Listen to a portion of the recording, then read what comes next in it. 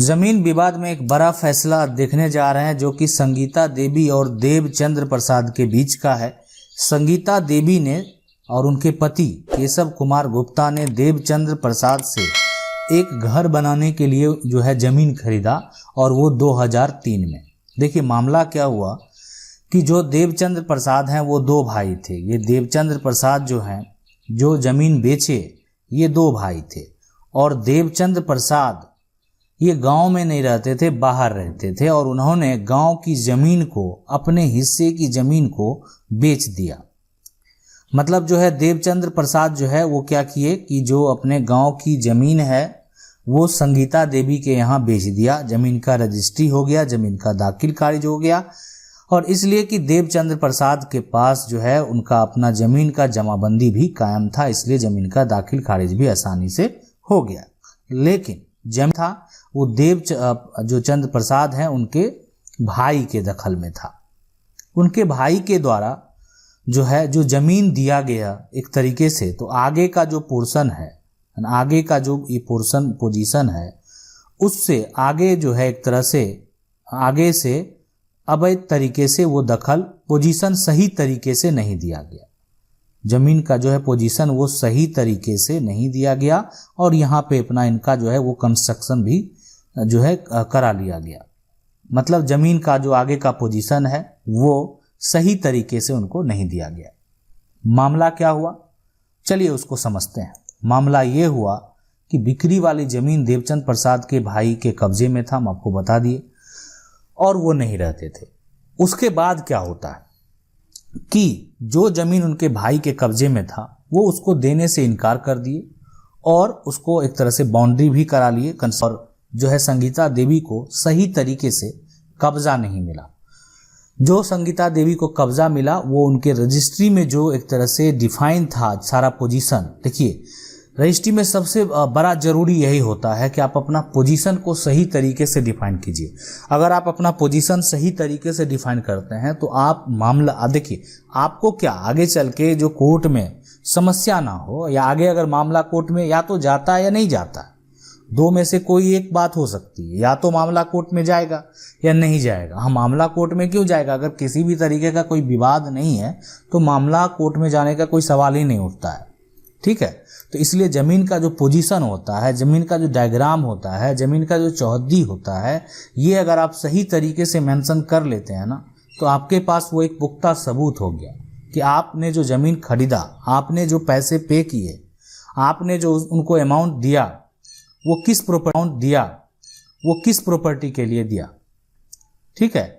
तो संगीता देवी का जो है वो पोजीशन जमीन का कायम था कि उनका एक तरह से सामान जो उनका हक था वो आगे से वो कितना है या और कहाँ तक है वो सारा पोजीशन जो है वो कायम था। लेकिन जमीन जो है वो देवचंद्र प्रसाद के भाई के दखल में था, उनके दखल में नहीं था। मतलब जमीन का दखल जो है उनके भाई के दखल में था, जो कि उन्होंने वो देने से इनकार कर दिया और अवैध तरीके से कब्जा भी कर लिया गया। देने से भी इनकार कर दिया और अवैध कब्जा भी कर लिया गया, ठीक है। तो फिर क्या हुआ समझते हैं उसको। संगीता देवी ने फिर मुंसिफ कोर्ट में याचिका दायर की। बहुत लोग नहीं जानते होंगे लेकिन जमीन के वैल्यूएशन के हिसाब से आपके व्यवहार न्यायालय में जो है वो मुंसिफ कोर्ट होता है, वहां पे आप जो है अपना जमीन संबंधित विवाद लेकर जा सकते हैं। अगर आप इसको डिटेल में भी हम इसको बताने का प्रयास करेंगे, अगर आप जानना चाहते हैं तो हम कमेंट भी कर सकते हैं। वहां पे याचिका जो है दायर किया गया, वहां पे केस इनका फाइल हुआ। केस का प्रक्रिया शुरू होता है। देवचंद्र प्रसाद के भाई को नोटिस किया गया, मतलब देवचंद्र प्रसाद जो है उनके भाई को, अब यहाँ पे वो दो भाई थे है ना, उनके जो भाई थे उनको वो नोटिस किया गया। नोटिस करने के बाद मतलब जब ये प्रॉपर्टी के लिए उनको नोटिस किया गया तो फिर जो है मामला कोर्ट का प्रक्रिया चालू होता है। और देवचंद्र प्रसाद के जो भाई थे उनका क्या कहना था उनको भी समझने का प्रयास करेंगे। देवचंद्र प्रसाद के भाई का कहना था कि उनके भाई ने बिना बंटवारा किए जमीन को बेच दिया, उनके साथ अन्याय किया गया, जबकि मामला ऐसा नहीं था। मामला इस प्रकार था कि जमीन जो है ना, जो भी प्लॉट है, जो भी जमीन है, दोनों भाई का अलग अलग जमाबंदी कायम था। और ये सबसे बड़ी चीज है। अलग अलग जमीन जमाबंदी कायम होने का मतलब है कि दोनों भाई ने अपने जमाबंदी को एक मौखिक बंटवारा के आधार पे अपने जमीन का जमाबंदी को अलग अलग कराया।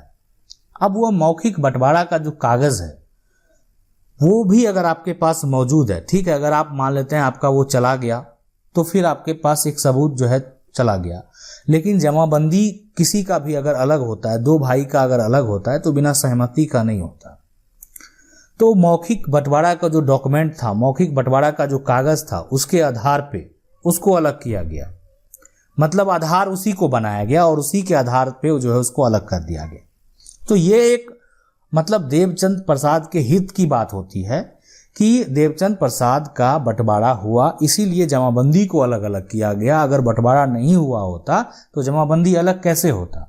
अगर भाई ने सपोर्ट नहीं किया तो वो जमाबंदी, हाँ, उसका अगर दस्तावेज आपके पास है, आपके पास वो दस्तावेज मौजूद है तो आप उसको कोर्ट में पेश कर सकते हैं। और वो मौखिक बंटवारा भी है और आपका उस बंटवारा के आधार पे आपने कुछ नहीं किया, आपका जमीन का जो है लगान शुल्क अलग अलग नहीं किया, तो फिर वो बंटवारा जो है का कोई मान्यता नहीं होगा। वो एक तरह से आसानी से आप समझ सकते हैं अनवैलिड हो सकता है और अनवैलिड करार दिया जा सकता है। लेकिन उसको वैलिड इसीलिए करार दिया गया कि जमीन का जो है जो बंटवारा हुआ, जो एक तरह से वो मौखिक हुआ, लेकिन उस आधार पे दोनों भाई ने अपने जमीन का जमाबंदी और जमीन का रसीद भी अलग अलग कटाना शुरू कर दिया। ठीक है, तो मौखिक बंटवारा के साथ अगर आप अपने जमीन का कागज भी अलग अलग कर लेते हैं तो वो एक बहुत बड़ा प्रूफ होता है। अगर आप मौखिक बंटवारा का कागज रखे हुए हैं, उसको अगर अलग नहीं किए उस आधार पे, तो वो आपका जो कागज है बंटवारा का वो कभी भी अनवैलिड करता है। लेकिन उस आधार पे अगर आपका जमीन जो है वो अलग अलग हो चुका है तो फिर आपको आगे चल के उतना दिक्कत का सामना नहीं करना पड़ेगा। ठीक है,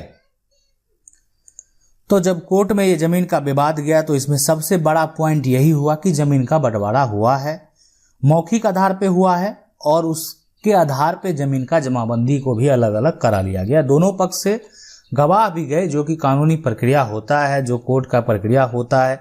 दोनों पक्ष का जब केस का फैसला होने से पहले दोनों पक्ष के जो गवाह आते हैं तो जो जिनके पक्ष के लोग होते हैं वो उनकी पक्ष की बात बोलते हैं। सीधी सी बात है कि जो उनके पक्ष के देवचंद प्रसाद के भाई पक्ष के जो लोग थे तो उनका कहना यही था, लेकिन खुद देवचंद प्रसाद जो हैं वो जमीन जो बेचे हैं जिनको, उनके पक्ष में ही थे। मतलब देवचंद प्रसाद हमेशा जो है जिनके यहाँ जमीन बेचे उनके सपोर्ट में रहे, ठीक है, उनके पक्ष में बोले। तो ये भी सबसे बड़ा पॉइंट है कि आप जिससे जमीन खरीदे अगर वो ही विपक्ष हो जाए तो थोड़ा आपका एक निगेटिव पॉइंट होता है, माइनस पॉइंट होता है। लेकिन अगर जो जिससे आप जमीन खरीदे हैं वो अगर आपके पक्ष में हो जाए, जैसे देवचंद प्रसाद जमीन बेचे संगीता देवी के यहाँ, केशव प्रसाद गुप्ता के यहाँ, तो वो जो है यहाँ पे इनके पक्ष में रहे और ये एक प्लस पॉइंट होता है। और उस आधार पे बंटवारा हुआ, ठीक है, बिना अगर जो है जमाबंदी कायम किए हुए भी हो सकता है कि एक रजिस्ट्री का प्रक्रिया कर दिया जाता है तो वहाँ पे दाखिल खारिज में कराने में भी दिक्कत का सामना करना पड़ता है। यहाँ मामला कब्जा से संबंधित है, जो कि उनके भाई ही ने ही आगे का पोर्शन को जो है एक तरह से कब्जा किए हुए है ना। तो इसलिए इस आधार पे कोर्ट का जो फैसला ऐसे नहीं हुआ। कोर्ट सबसे पहले वो देखती है कि वर्तमान में ये जमीन में दोनों भाई का हिस्सा है, दोनों भाई का बराबर जमाबंदी कायम है, और फिर कब्जा का अगर कोई कर लिया है उस जमीन को, या भाई हो या अन्य हो, तो क्यों किया है। हाँ, लेकिन अगर भाई के द्वारा ही अगर कब्जा कर लिया जाता है, घर के लोग ही उसको कब्जा करते हैं और मामला जो है अगर विवाद संबंधित हो जाता है, बंटवारा संबंधित हो जाता है, तो वो वहाँ पे दिक्कत का सामना करना तब पड़ता है जबकि बंटवारा हुआ ही नहीं सही में और जमीन को बेच दिया गया। और वहाँ पे अगर ऐसी संभावना हो सकती है कि जो जमीन खरीदने वाले हैं उनको पोजीशन तो जरूर मिलेगा, लेकिन उनका पोजीशन जो है वो इधर उधर हो सकता है।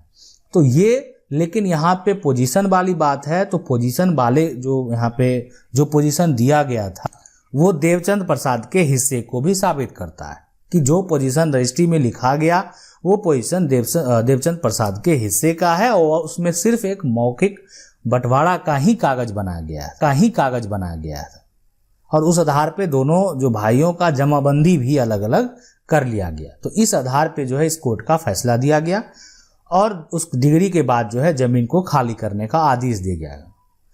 अब उसके बाद भी प्रक्रिया होता है, कोर्ट के द्वारा एक डिग्री दे दिया जाएगा आपको कि हाँ आपके पास, उसके बाद जो है खाली करवाने का भी प्रोसेस होता है। उस प्रोसेस को अगर आप फॉलो करेंगे, आगे हम जो है नेक्स्ट जो वीडियो होगा उसमें हम इसके संबंधित बात करेंगे कि अगर आपका कोर्ट का डिग्री हो जाता है तो किस तरीके से आप खाली करा सकते हैं। अगर आप लोगों का ऐसा कुछ सवाल है आप हमें कमेंट करके पूछ सकते हैं, वीडियो के माध्यम से आपके सवाल का जवाब देने का प्रयास करेंगे। अच्छा लगा तो वीडियो को लाइक जरूर कर दीजिएगा, चैनल को पहली बार देख रहे हैं सब्सक्राइब करके जो बेल आइकन है उसको जरूर दबा लीजिए। मिलते